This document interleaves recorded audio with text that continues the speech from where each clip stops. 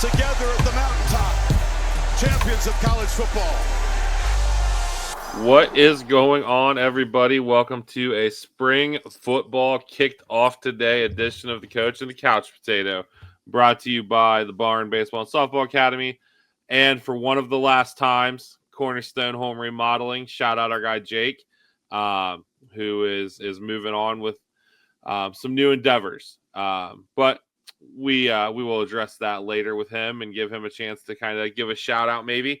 As always, I'm Jeremy the Couch Potato. Opposite side of the screen, we got Coach Slate. What is going on, sir? Not much, man. We're counting down the days of spring break. At school, excited about that. It's not often my spring break matches up with my daughter's spring break, so I'm excited about that, man. How's everything with you? Good. Speaking of spring break, Jaden was home this week on break. There we go. So, yeah, got to hang out with him a little bit here and there, and nice low-key week. Nice, man.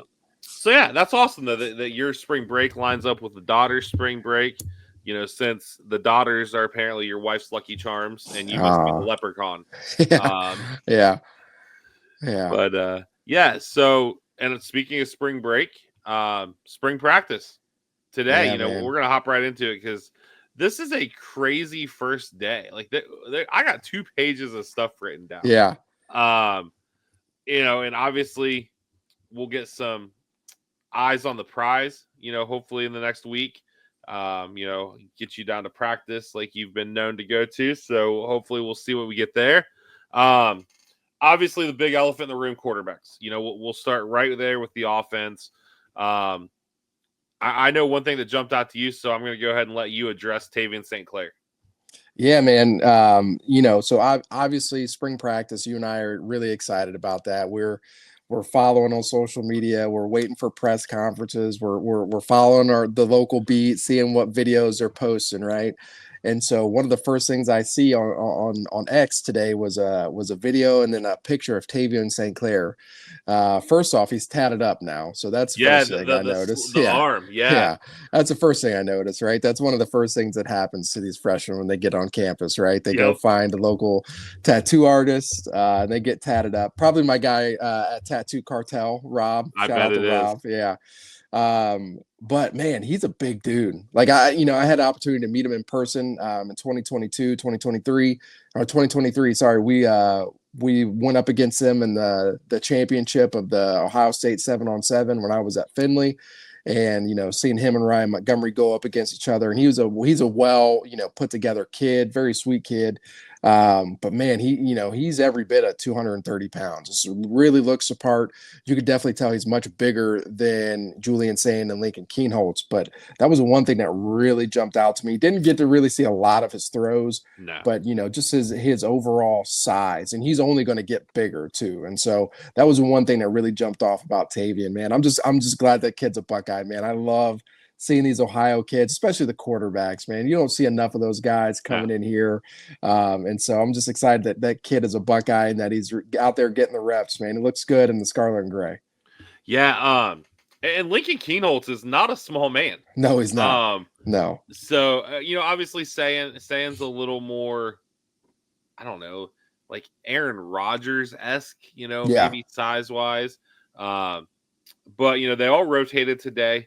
Obviously Sayin and Kienholz with the first team though. And that's what you're expecting. Tavian, is going to get a crack to come in. If he starts killing it, then things get real interesting. Yeah.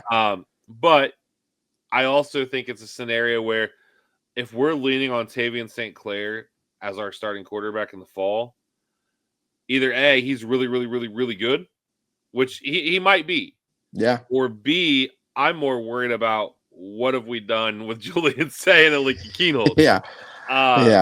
Yeah. So those guys did get the first team reps though.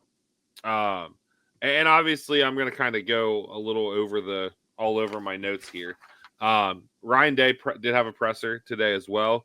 And he basically said there is no pecking order at quarterback. Yeah. Which it's practice one. Yeah. He is not going to, throw that bone out there. Yeah. Another thing he did say is that he does feel like they will be transparent. If, say, Julian Sayin, who's the presumed clubhouse leader, is starting to separate himself, they will let Lincoln Kienholz know, hey, the deck's pretty stacked at this point. Yeah. Be interesting to see though. Yeah, man, and that is a tough situation that Coach Day is going to have to navigate. That's something I'm going to pay really close attention to. They only have 3 scholarship quarterbacks that are on the roster right now. So there were only 3 quarterbacks that were at practice today in general. The 4th quarterback, Mason Maggs, who's a walk-on, he was injured, so he wasn't practicing today. So they only had 3 quarterbacks that were dressed in general. And so with Lincoln Kienholz, this is a tough situation. This is a guy that you want to be extremely loyal to because he's remained loyal to you. You bet on him. He's betting on himself in this situation. If they get into a situation where Julian Sayin is really separating himself in the spring, you do want to be transparent with Lincoln Kienholz to give him a heads up. But then what do you run the risk of happening? He leaves after the spring, and now you're looking at having to go into the portal to go get a quarterback to add to the depth of that room, which Coach Day has already mentioned that they're going to have to do anyway, regardless if Lincoln Kienholz stays or if he goes. They're going to have to add one more scholarship quarterback to that room regardless. And so you would like him to kind of stick around at least through the season. But this is a guy that Coach Day has a lot of respect for, his family and everybody. So he wants to make sure that he's showing him that respect. And if they get through the spring and they're like, yeah, you know what, Julian's really taking a couple steps ahead in this competition. We're just going to be completely transparent. This is the direction we're going to go. Lincoln, you can go in the portal, go find you a spot to go be a dude at. Like I would totally get it if they did that because they feel like they owe that to him. And so it's definitely a tricky situation to be in. But at the same time, I do think they believe that Lincoln Kienholz has the ability to be the starting quarterback at Ohio State because he's got all the ability in the world. Yeah, and he's a freak athlete. I mean, I think that gets slept on a lot. Yeah. Obviously, practice 1, and as I go through who was with the first team, it shows you that it's not always what it seems, i.e. Philip Daniels and Ethan Oniakwa. Did I say that right? No. Onianwa. Yeah. Yeah. I didn't have it written down in front of me. I'm still getting used to that one. Did not take reps with the first team, nor did Max Clare. Max Clare was actually on the 3rd team. So first thing that jumps out, and you talked about this numerous times as we went through last season, every time there was an offensive line situation, you always talked about Austin Sareveld potentially slotting back out to tackle. Yeah. And today he was the left tackle. Yeah. Which, Ryan Day also addressed at the press conference and basically said that they want guys working at multiple positions, not just on the O-line, because of this new 105-man roster. Yeah. Used to you had 85 schollies, but then you had walk-ons, that type of thing. Now you got the 105 scholarships if you choose to go there, but that's basically a hard, So our guy Luke, left guard, Carson Hinsman, Tegra Shabola, and then Ian Moore, another guy you've talked about a lot, and how you feel like he gets slept on. Yeah. And then obviously the second group did have the 2 transfer tackles in there. Then we also had JJ and Carnell, obviously. And then, note on JJ, obviously, because it's always a JJ watch at Ohio State now. He has added some muscle mass. He's, the kid was already stacked. Yeah. And now he's out here looking like Megatron. Yeah. I mean, one thing that jumped out to me, though, wide receivers. We've all operated under the assumption that Brandon Ennis is the slot guy. Bryson Rogers was getting first-team reps with the slot. Yeah. And Bryson Rogers is really good. He's really good. Bryson Rogers is self-proclaimed the best route runner in the country. But to his defense, having been in a bunch of spring practices since he's been on campus, this kid is an elite route runner. Very focused on every small detail, really locks in on everything that Coach Hartline and Coach Jordan tell him when it comes to route running. And so when you talk about being a very good slot receiver, those are the type of guys that you want. Obviously, Brandon Ennis falls in that category as well. We saw that in the Notre Dame game, when he shook whoever that was on that situation. That we know what Brandon Ennis can do. Bryson Rodgers is somebody that is slept on as well. One quick note on the offensive line.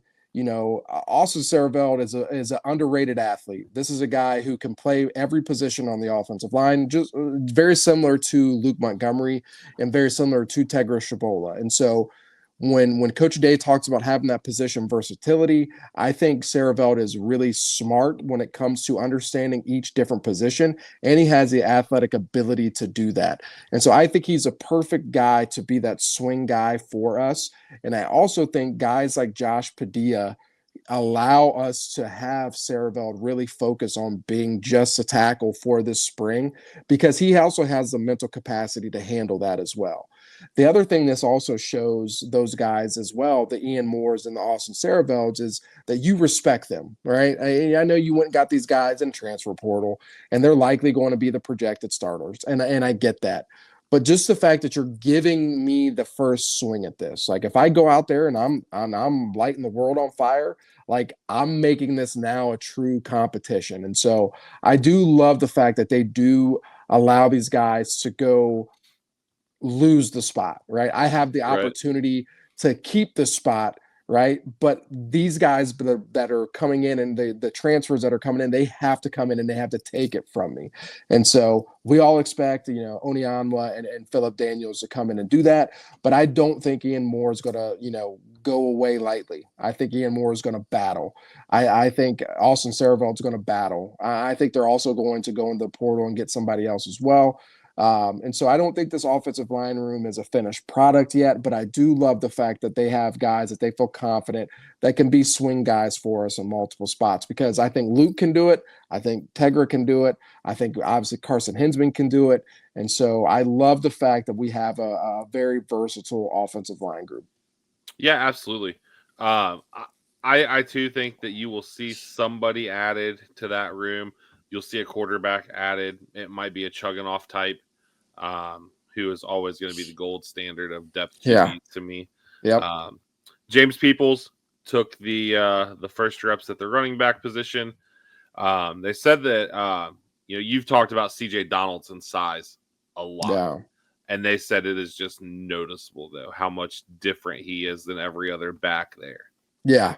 Yeah. One of the things, and shout out to the podcast guys, one of the things that Berm, or maybe it was Bill Landis, said that they noticed, it was visibly, noticeable that he had trimmed down a little bit. They had him listed at West Virginia at 238 pounds or 237 pounds, and they believed that he played at over 240 pounds, right? This is a guy who was 6'2", 6'3", came into West Virginia as a tight end and then moved to running back. Okay. So you're thinking about an NFL fullback type body. Yeah. They, showed some videos, showed some clips, and these guys are saying that he's definitely trimmed down, in the 10 to 15 pound range. So you're talking about a guy who was already a big human being, but now you've trimmed him down. Maybe he's in that 230 to 225 range, add some speed to that size and strength. And now you're looking at a true thunder and lightning situation, man. Like, I think CJ Donaldson's very slept on in this whole, running back room situation. I think I get a lot of Trey Sermon vibes from this, right? And I know, Trey Sermon really came on for us late in the season, the last 4 or 5 games of that COVID year. But was it the COVID year that he was with us? Yeah, because he got hurt in the Natty. Yeah, he got hurt in the Natty. So I really think, this is a very similar situation where, later on in the season, CJ Donaldson is going to be a guy that we really depend on and we really lean on. And so I love hearing those reports that he really looks good. Obviously, it's day one. They don't have pads on. Everybody looks good in shirt and shorts. But I love hearing that, because I think he is going to be a guy later on in the season, especially if we're able to make another playoff run, especially if we're going to go up, up north and beat Michigan. Like, we need these type of guys in the backfield who can go get us 4-5 hard yards all the time. And so I'm glad we got this guy, because he's going to be a bruiser for us. Yeah, and I think it might have been Austin Ward last week who said one of the things he's excited to see is Bo Jackson. So, we've talked about that a lot too. Cool little Bo Jackson caveat. Him and his brother are both going to wear 25. That's pretty cool. It's a great number. Yeah. It's a great number. With the transfers not getting first-team reps, Will Kazmarek and Bennett Christian were the first-team tight ends. Jelani was the second team, and then Max Clare third. Which, if you remember, Kazmarek started as the third-team tight end last year too. Yep. So that kind of was where the offense looked today. I mean, I don't think there's any big surprises. No, I didn't hear or read about any surprises. The offensive line, I guess Saraville at tackle, I wasn't necessarily thinking that he was going to be at tackle. I was thinking, maybe it was going to be one of the Armstrong twins. Maybe there's going to be just go ahead and put, Ethan Onyanwa out there, and you're going to have Javon McFadden be one of the backup tackles, maybe one of those situations, but no real surprises on the offensive side of the ball. I'm just interested on the depth, man. I'm interested to see after spring where we go with the quarterback room to add that depth, where we go with the offensive line to add that depth. It will be interesting, man. Coach Day's got a lot of work, man. So it's just crazy. The calendar's crazy. The roster management's crazy. This is just a crazy time to be a college football coach. Yeah, Brian Hartline has never taken a transfer receiver. Yeah. But that room kind of scares me. And I can't believe I'm saying this out loud. Like, you've got your top heavy guys, but then it's very light experience-wise. Now, granted, wide receiver is a position where athleticism and experience just playing the position can carry you a lot of way. Obviously you've got Mylan Graham sitting there. You have Bryson Rogers, and these freshman receivers are going to be good, but I don't know that all of them are ready, physically. Desi Jones got reps today with the second team. So it'll be interesting to see. You hit on something too. You talked about it with TSC. You talked about it. We talked about it with JJ. The way some of these guys look, I've been kind of questionable, or questioning, I guess you'd say, Coach Mick. But I also read today that Ethan Onyanwa's body has already changed. Yeah. That I think it was Berm said Carter Lowe is listed at 341. Yeah. And Berm said, I would have never guessed it. It is good weight. Yeah. So maybe something has flipped on that front too. Yeah, and having coached against Carter Lowe when I was at Findlay, seeing him, like, he wasn't he I hate the term baby fat, but he was a little bit of a sloppier build, right? Mm-hmm. He wasn't like your most jacked individual. He wasn't. It was Michael Orr when he lived in the hood. Yeah, it wasn't like I hate using the term sloppy, but there was definitely, he could be in the weight room a little bit more. When you saw him today, that wasn't there anymore. Right. And so that was one of those things you would look at him, you'd be like, gosh, when he gets in the weight room, man, watch out. And so, I had some of those same thoughts about Coach Mick, but this year changed a lot for me. Yeah. With the playoff run and seeing how fresh we were, seeing how our guys physically looked, right? I've played in a 12-game season in college multiple times, right? I've not ever played 15 or 16, 17 games like these guys have. But I played in a 12-game season. By the end of the season, I was a hot mess, right? And I went hard in the weight room all the time. And we had a great strength coach at Urbana. I was not even remotely close to the strength that I was at the beginning of the season. To see these guys be able to, obviously they have the best nutritionists, they have everything that they could possibly have, but to see these guys still peaking, like they were still peaking at the end of the season, like that to me, shows that our strength program, Coach Mick was doing a lot of things right. And I also think Coach Mick has done a good job of bringing people in that aren't yes men. He's brought people in that kind of challenge him. You know, he brought Anthony Schlegel in the offseason last year. Like, Schlegel's an intimidating figure, and if you're not comfortable with who you are, like, that's a tough guy to have around. I know Schlegel had been around before, but Schlegel's also ran his own program. Schlegel's also been in the NFL, and Schlegel knows what he's doing. And so to bring these guys in, like, that lets me know that he is still willing and wanting to grow. And so that's one of the things I respect so much about Coach Mick, man. And so that changed a lot of my opinion on where the strength program was going. And then obviously you see the guys today, you know, and we'll talk about the defense in a little bit, but, you know, some of those guys on defense, especially the freshmen, it's like, holy smokes, man, these guys they're ready to go. Yeah. Yeah, absolutely. Like, yeah. And just to kind of finish off the Carter Lowe thing, because there's really not a good way to describe it, like you said. And that's where I was going with the Michael Orr comment. Anybody that's watched The Blind Side, you know, when you see Michael Orr and he's walking in the rain when Sandra Bullock picks him up. Yeah. You know, he just, it's a baby face, you know, and he's just there. Yeah. Then you look at like Michael Orr, NFL Michael Orr, totally different guy. Yeah. You know, so I think that just as a visual representation kind of what we're trying to say. Yeah. And then, you know, you hit on it. So jump into the defense. Cool thing with the defense is it's really crazy how many of these guys, they might not have started games, quote unquote, but these guys all played a lot last year. Yeah. So first team DNs, Kenyatta Jackson, Caden Curry. I don't think there's a surprise there. Yeah. Edric Houston, Caden McDonald on the inside. Arvell Reese, Sonny Styles at the backers. Arvell Reese with a new number, by the way. I didn't even write all that down. There's a lot of number changes. There's a lot of number changes. Iggy and Jermaine Matthews on the outside, and Lorenzo Styles playing nickel, and Malik Hartford and that Downs kid were playing at the safety position. Yeah. No big surprises. No big surprises. I think Jalen McClain is really going to battle with Malik Hartford at that strong safety position. But I also think, you know, we forget that Malik Hartford burst onto the scene as a true freshman in spring ball, right? When he first got to campus, like, that was a guy that everybody talked about. This was a kid that I saw in San Antonio when I went to the Army All-American Bowl.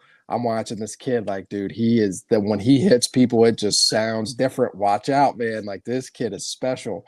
And then he follows that great performance up down the Army All-American Bowl when he gets it, and it just keeps going.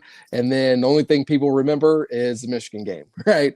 And so then after that, he had shoulder surgery or something. He kind of like fell down a little bit. I think this is a kid who is primed to have a breakout season. He's a massive individual. I mean, he's every bit of 6'2", 6'3". He's a huge individual. He is a thumper. He's going to play downhill. He is literally a carbon copy, in my opinion, just a bigger version of Lathan Ransom. I mean, he's that same type of player. I think him and Caleb Downs will merge very well together. I think where you're going to see a difference is I think Jalen McClain is a freak athlete. And so having him on the field with Caleb Downs, you can do a lot more, I think. And so that'll be interesting to see what Matt Patricia and Tim Walton are able to cook up with those three safeties within the back end. You know, with the secondary in general, you know, I'm interested to see where Aaron Scott falls in this whole thing. I think Aaron Scott is somebody who's really slept on, man. You know, we'll talk about Devin Sanchez in a little bit because we could have a whole 30-minute conversation about that dude. But I think Aaron Scott's a guy that we're sleeping on, man. Aaron Scott's got a lot of good things going. Also, Lorenzo Styles. I'm excited for this guy. You know, it's his time to shine. This is a guy who's a very heady football player up here. All right. And so if you know, in our defense, and especially with what Coach Patricia is going to do, that nickel is going to be asked to do a lot.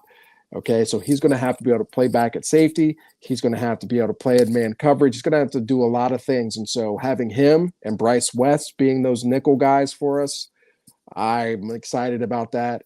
And then the defensive line, our front four, those first four guys, I'm expecting big things from.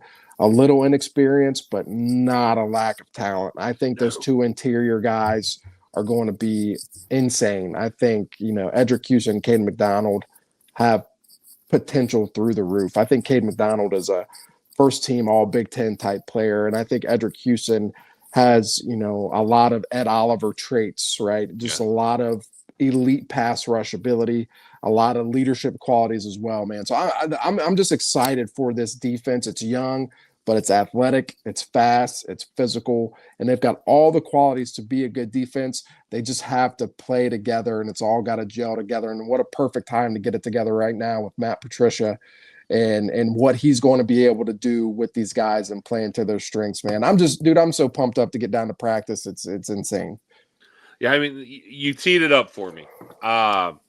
Second team corners. I don't know that there's a drop off. We talked about this a couple weeks ago when we did our room breakdowns. You had Aaron Scott, who is a lot like your guy IGB, my guy Damon Arnett, just a straight dog. Yeah.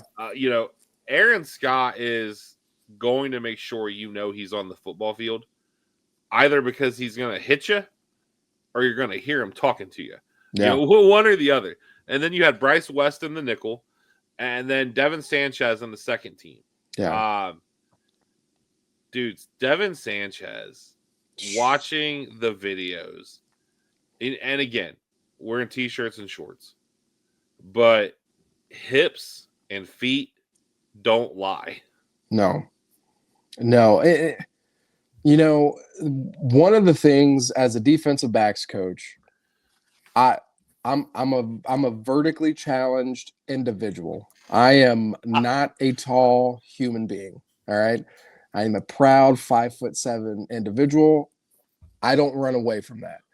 I will take a 5'6" cornerback all day long. If that's what you're going to give me, I'm going to coach him up. And I will tell you right now, he'll be the best corner in the conference. I guarantee it. But buddy, if you could give me 6'2" or 6'3", whoo, listen. I'm sorry, man. I will take 6'2" or 6'3" all day long. I'll take whoever you give me. If you can give me a 6'3" corner, I'm a happy man. I mean, to have your second group be Aaron Scott, who's 6'2", legitimately 6'2", right? Devin Sanchez, who's legitimately 6'3", fluid hips, great ball skills. Like these first four corners that we have, it's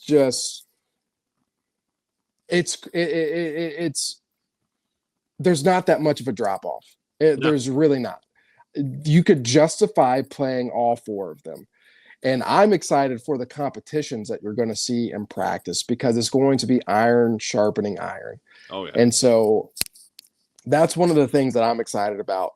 And I can tell you already, based on social media, that Aaron Scott already has a chip on his shoulder because he hears what people are saying and they're already forgetting about him. And so he knows that people are talking and like, hey, don't forget about me. I was one of the top corners, if not the top corner in the country in my class. So watch out. And so I just think these top four guys are going to be four of the best corners in the country. You could literally rotate them kind of like you did with Jermaine this past year.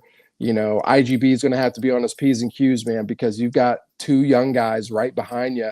Same thing with Jermaine. You got two young guys right behind you that are going to be ready to go. Same thing with Lorenzo. You're going to have to be locked in on your details because you got Bryce West, who's a freak athlete who can run below 11 flat 100, who's going to be sitting there right behind you, ready to go if you mess up. And so that's the one thing I do love about the secondary, man, that there is a ton of competition back there. Yeah, I mean, I love Aaron Scott. I mean, I loved him from his commitment on. Like, any guy who commanded the room the way he did when he committed, knowing what he was about to do, like, And then, like you said, he just plays with that chip. He's going to have a chip. I want my DBs to be, I don't want to say arrogant, but I want my DBs to be the chippiest guys on the field. Absolutely. Because wide receivers are traditionally the biggest divas on the field. Yeah. So, but man, Aaron Scott, Devin Sanchez, these guys going against IGB, Cardinal Tate. You're going to see Ohio State practice film between now and game 1, which we're 24 Saturdays away from the first week of college football, by the way. Crazy. You're going to see like legitimate, these dudes having to be separated at some point, because if they're not, then I'm worried. Yeah. I love the chippiness, man. That's one of my favorite things about coaching DBs. You don't ever want to take that away from them, but you want to be able to harness it a little bit, Right. And understand that you can bring it out at certain times. And so I think this group has a good mixture of that. And I'm just excited for them to compete. And I think one-on-one, it's one of the things I'm excited about in practice, like being able to do some one-on-one, seeing them go up against Jeremiah, go up against Bryson Rogers, especially Brandon Ennis. There's going to be some chirpiness going on, man. It's going to be great. It's going to be great. I love it. I mean, I want, like, I'm just envisioning at the end of November, play 1, we send one of these corners on a corner blitz and Bryce Underwood just gets shellacked and we get a 15-yard penalty because of the whole, you just stand over him. I mean, yeah. that's what I want. Like, I eat that penalty in that scenario. I mean, set the tone. Like, you've got, we have clamored since we started this podcast. Who's going to be that dog on defense? We got plenty of them now. We got plenty of them, man. Yeah. So that kind of brings together kind of where we're at roster-wise, after day 1. Obviously, things will change. You've still got some guys that aren't there yet. But as has been the trend for the last, 4 episodes, we have staff news. Yeah. Big one. We kind of heard some rumblings of this happening probably 2 weeks ago, but we never really could confirm it.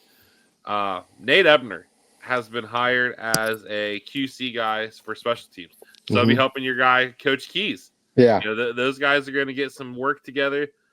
If you don't know who Nate Ebner is, Nate Ebner was a walk-on at Ohio State who not only went on to the NFL, got drafted by Bill Belichick and the New England Patriots and played for 10 years. Yeah. Basically only on special teams. Yeah. Yeah. And he was a rugby player, played on the USA national rugby team. Yeah. He is a sure tackler. That was one of the things that he was known for. He was a lunatic on the field. And so, he was able to carve out an NFL career. Obviously, he knows Matt Patricia very well. I think that, played a little bit of a part in why he felt comfortable in coming back. I believe we heard that he was in contact with Coach Day previously before Matt Patricia was hired. And so I think there was some conversation about Coach Patricia. And so, he vouched for Coach Patricia. And so this is somebody that you're bringing back who is well respected in the Woody. I'm excited about this, man. I think, with the cap of the coaches being taken off, and you can bring back as many as you can, or bring in as many as you want.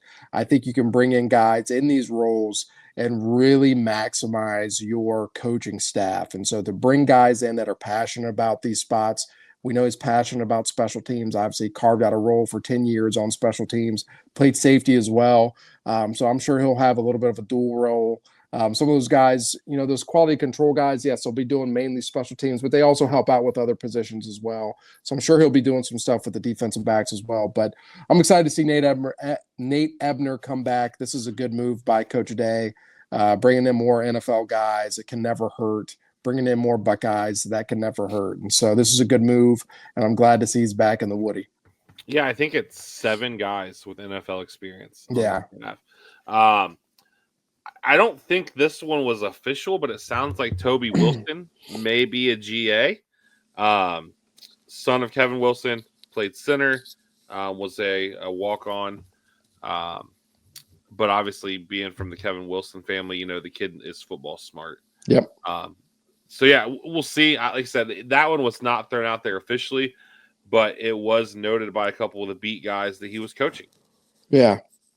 Yeah, and that's one of the things, obviously, with his dad being Kevin Wilson, him being a walk-on, coaching is in his blood.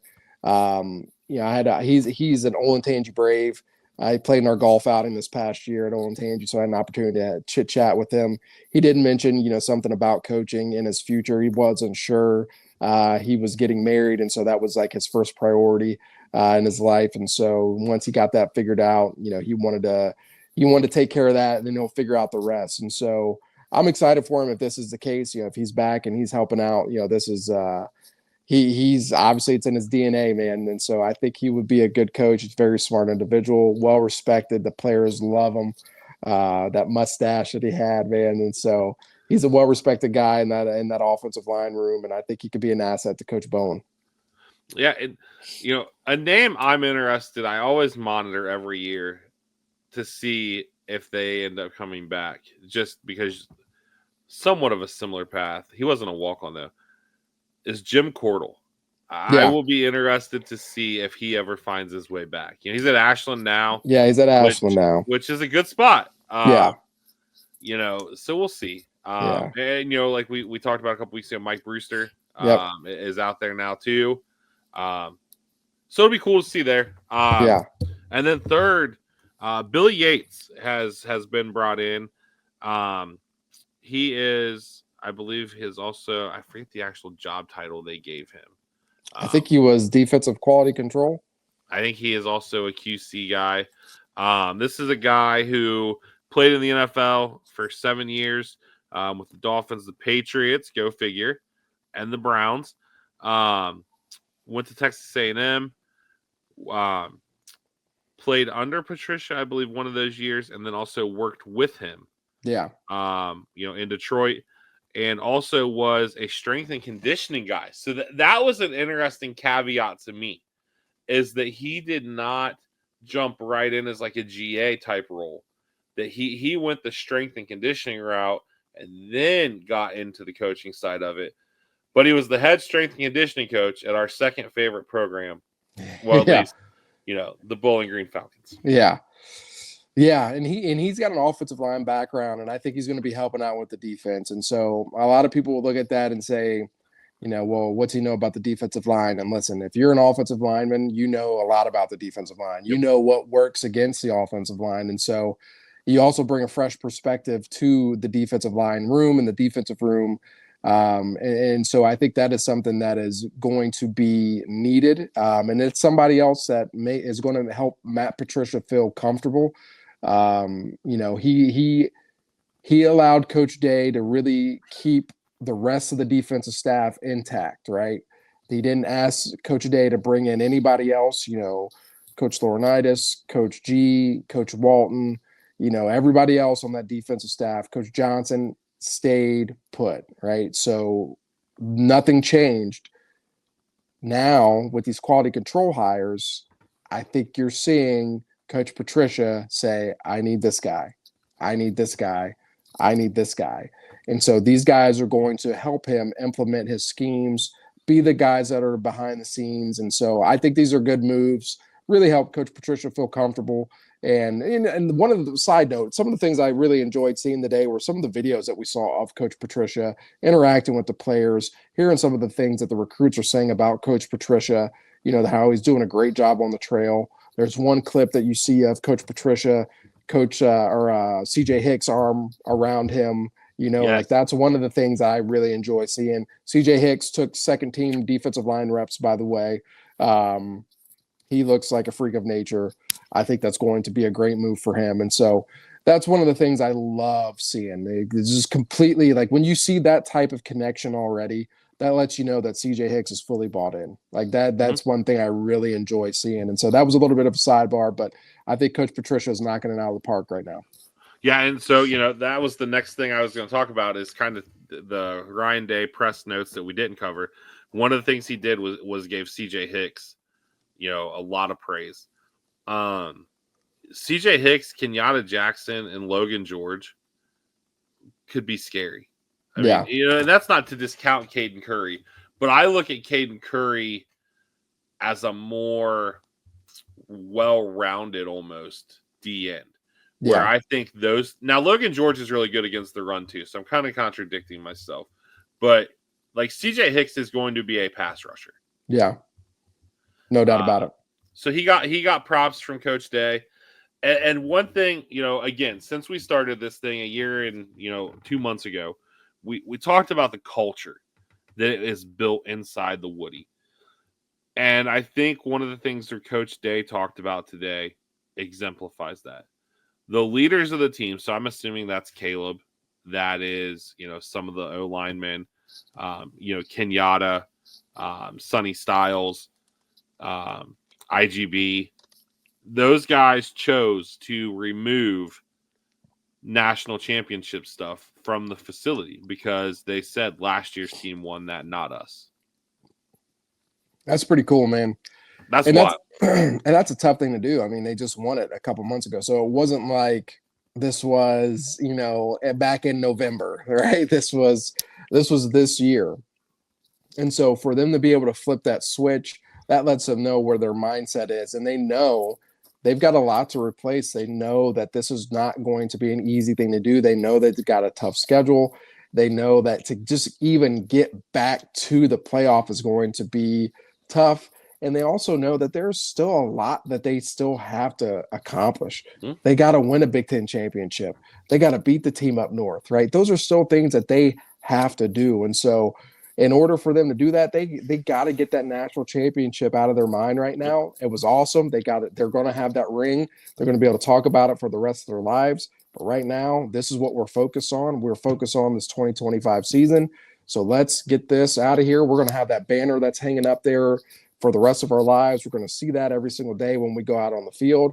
But while we're walking through the Woody, while we're walking in the locker room and in and out of the offices and in the training tables and all that stuff, like we don't need to see all that national championship stuff. We know that we won the Natty. Let's just keep it pushing. Let's focus on our goals. We got Texas coming up. We got to make sure we're locked in. Yeah, absolutely.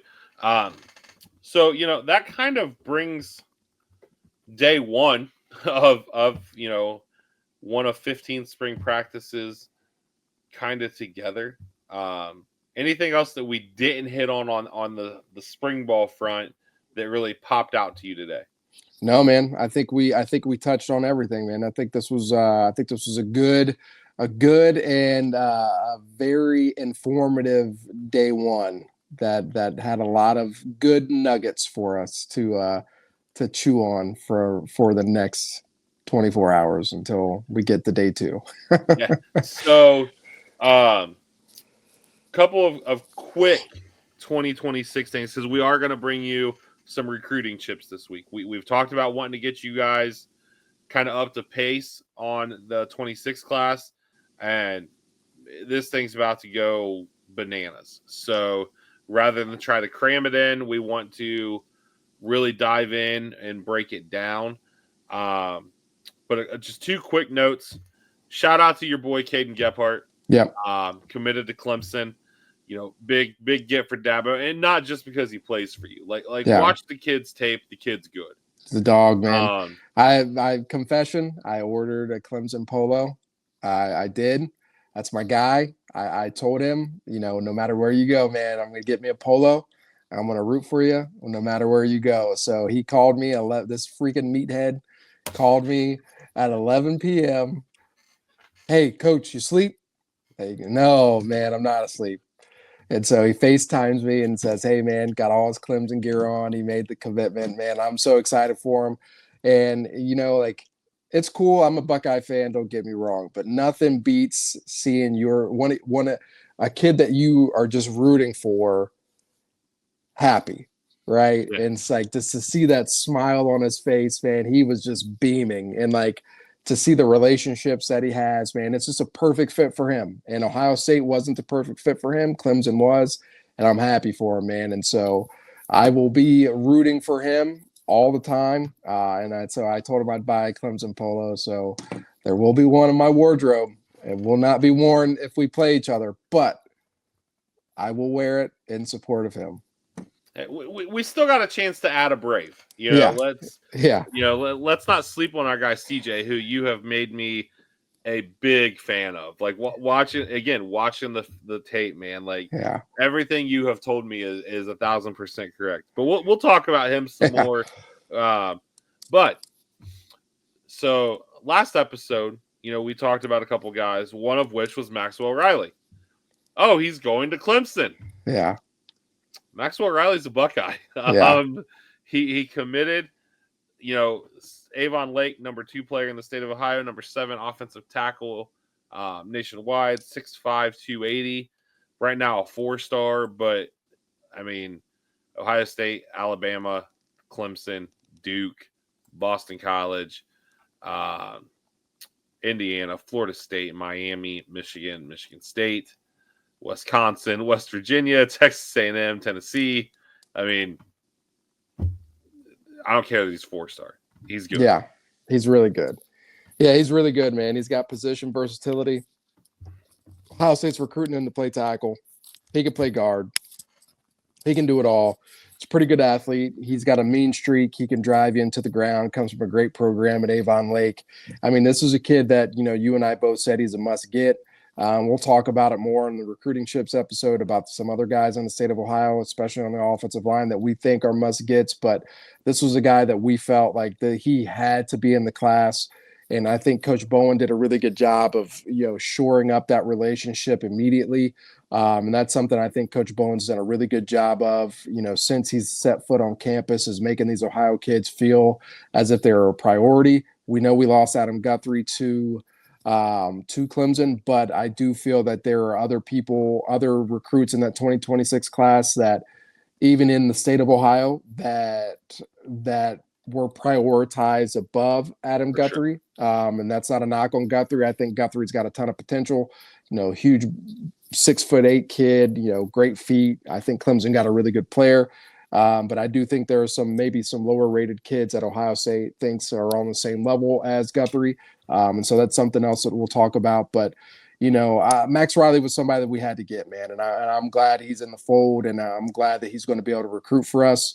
And so it's going to be a good episode to talk about, because I think this offensive line group in Ohio alone could be really good if we shore up, 1 or 2 more spots just in the state of Ohio alone. Yeah, absolutely. If you want a precursor to the recruiting chips episode, go watch Sam Greer's basketball highlights. And I said 226 notes. I got to give another one. Shout out to Sincere Johnson, Cleveland Glenville linebacker. We'll talk about him. Followed the Coach in the Couch Potato IG page. Shout out to him. For following. Obviously, the Glenville boys, we've made no bones about it since we started this thing, starting back with Bryce West. The Glenville kids are special. So, yeah, recruiting chips coming up later this week. Be nice to get you guys another episode. It's hard this time of year because you don't ever know what's going to pop. Yeah. And, with the way the 26 stuff is starting to pop, it makes sense to get you guys caught up on one. There were multiple offers going out today. There's multiple guys on campus this week. So we'll recap all that this week. But I think that's all I got. That's it, man. So with that, shout out to our sponsors again, Chris at the Barn, Baseball and Softball Academy, Jake at Cornerstone. And again, best wishes to Jake. He is pursuing other avenues. He is going to kind of cease doing his own thing. Him and his wife Anna are kind of taking a calling to do some bigger things in life, and that's awesome for them. Just a quick side note in lieu of a shout out though, Everybody that listens, if you could shoot some positive vibes to a family of some loyal listeners, I mean, the whole family listens. Pretty, there's another way to put it. It's a pretty shitty scenario that this family's dealing with. And I'm not going to drop names. They know who they are. We're thinking about you guys. Much love, many prayers. And yeah, so shoot some positive vibes. And with that, we'll see you guys later next week or this week for Recruiting Chips.